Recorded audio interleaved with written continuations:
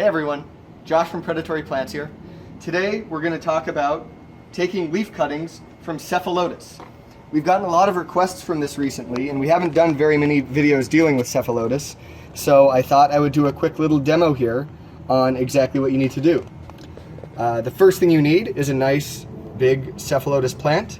This one in particular here is the UC Davis clone that we've featured a couple times. It's a large, vigorous, colorful clone that we really like to work with. It strikes incredibly well from leaf cuttings, and it grows like crazy. You can see it makes these huge pitchers.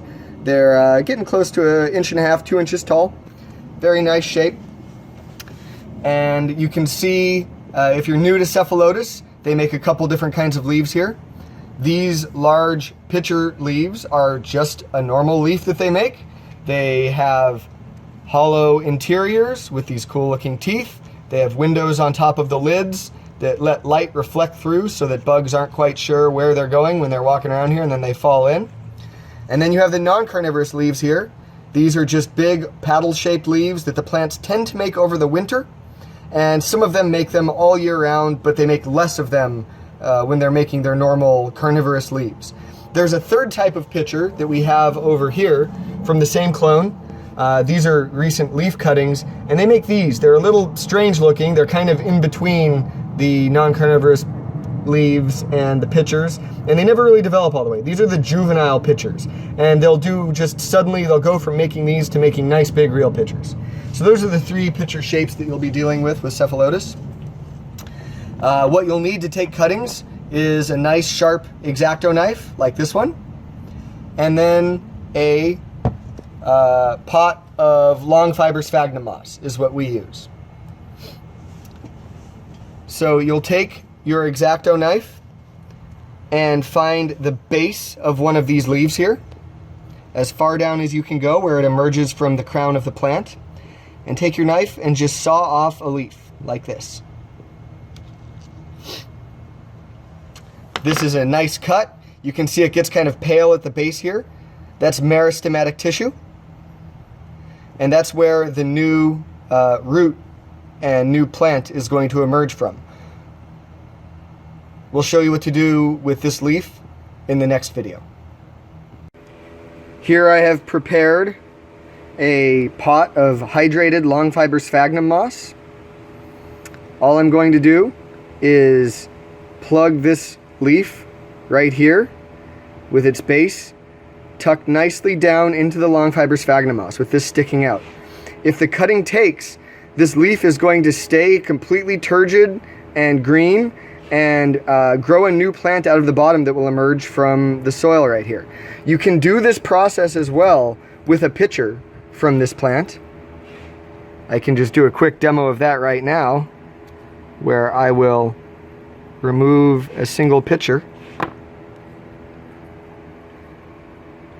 and plug that in right here. This should do the same thing. We do see a slightly lower strike rate with pitchers, but enough that it's if you have nothing else, it's perfectly fine to work with them. Let me show you what this will look like in about 6 months. Here is a set of Cephalotus cuttings taken almost exactly 6 months ago, 6 months and 6 days ago. You can see, as I was just saying, that the original leaf that I plugged down into the soil, like you just saw, is still here. And then from the base of it, this new plant is coming up with its own non-carnivorous leaves and its first juvenile pitchers coming up. You can see the same here with its plant. And actually right here, this one is already producing a semi-mature pitcher, which is great progress for only 6 months. I'm going to now pull this whole thing out of the pot, rinse all of the long fiber sphagnum off, and divide out the plants. I can't do that one-handed, so there's going to be a little cut here, and then I'm going to lay them all out so you can see what these look like. So here are all of the leaf pullings successfully separated and divided out.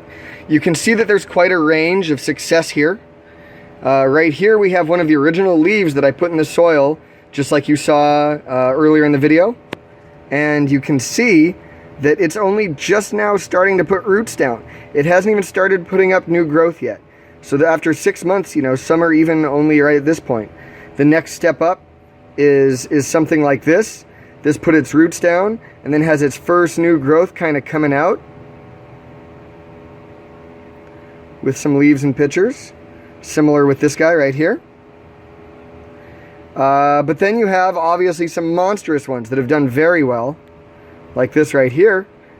You know, you can see things like this sold as mature plants, and it's only 6 months old. Of course, your mileage might vary if you're not growing it in a greenhouse, and depending on your clone stock and your conditions, you might not see something like this for quite a while. But this is what you can expect from just leaf pullings. This was pretty much 100% success from leaf pullings. We've dialed in our system pretty well, but I'm trying to share that with you right now.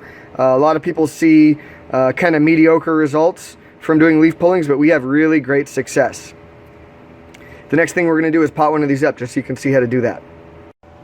What we have here is the biggest division or leaf pulling that I showed in the last little bit, and I'm going to show you how to pot it up. We like to use these tall rose pots, even though it's kind of big for this plant, because it elevates the plant, because these roots tap down pretty far out of the water table. So it helps keep the crown of the plant a bit drier when we're watering from a tray system, because we do see root rot if we don't do that. So like with many of my plants, I just use pure long fiber sphagnum. I wrap it around the root ball gently. These are a little bit fragile, so just delicately wrap it around so we get good contact with these roots.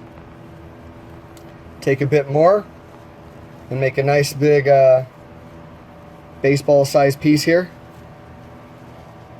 Maybe softball. And then just push it down to the pot.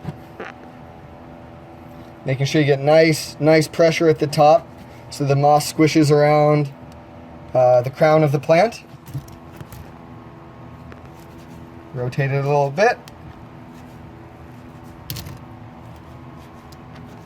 And there's a pretty mature Cephalotus from leaf cutting. Again, this is the original leaf that I cut from.